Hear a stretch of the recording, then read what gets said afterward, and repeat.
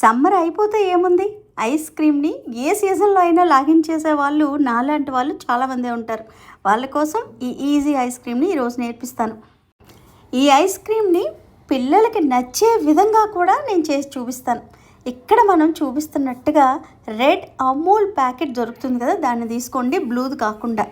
ఎందుకంటే రెడ్ ప్యాకెట్లో కొద్దిగా ఫ్యాట్ కంటెంట్ ఎక్కువగా ఉంటుంది. తర్వాత కండెన్స్డ్ మిల్క్ కూడా తీసుకోండి. ఆ తర్వాత వెనిలా ఎసెన్స్ని కూడా వేసుకొని బాగా మిక్స్ చేయండి. ఈ విధంగా రెసిపీని నేను కామెంట్ సెక్షన్లో ఇస్తాను, ఎగ్జాక్ట్గా తీసుకోండి. ఇలా మిక్చర్ అన్నది రెడీ అయిపోతుంది. ఇప్పుడు బిస్కెట్స్ తీసుకోండి. మీకు నచ్చిన బిస్కెట్స్ ఏమైనా తీసుకోవచ్చు, మీ పిల్లలు తినేవి, క్రీమ్ బిస్కెట్స్ కాకుండా. నేనైతే పార్లేజీ బిస్కెట్స్ తీసుకొని ఇలా అరేంజ్ చేసుకుంటున్నాను.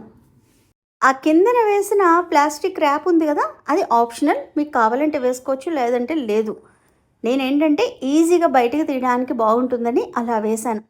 ఆ తర్వాత దాని మీద మనం తయారు చేసుకున్న క్రీమ్ని వేసుకోండి. ఇప్పుడు మరలా సేమ్ అరేంజ్మెంట్ అన్నది బిస్కెట్స్ చేసేసుకోండి. పైన సేమ్ కిందన ఏ విధంగా అయితే మీరు స్పేస్ పెట్టారో అదే విధంగా పైన పెట్టాలి. అప్పుడే మనకి శాండ్విచ్ బిస్కెట్ అనేది చూడడానికి చాలా బాగుంటుంది. మరొక విషయం, పెట్టేటప్పుడు కొద్దిగా గమనించుకోండి. ఆ పార్లేజీ అని రాసింది ఉంది కదా, అది పైన ఉండాలి. కిందన పెట్టింది ఏంటి, రివర్స్లో ఉండాలి. సరేనా? ఇప్పుడు దీన్ని అదే క్లింగ్ ర్యాప్తో ఈ విధంగా కవర్ చేసి డీప్ ఫ్రిడ్జ్లో పెట్టుకొని రాత్రంతా దీన్ని సెట్ అవ్వడానికి వదిలేయండి. మార్నింగ్కి ఇంత చక్కగా సెట్ అయిపోతుంది. చూడండి, సూపర్గా, చూడడానికి చాలా యమ్మీగా కనబడుతుంది కదా.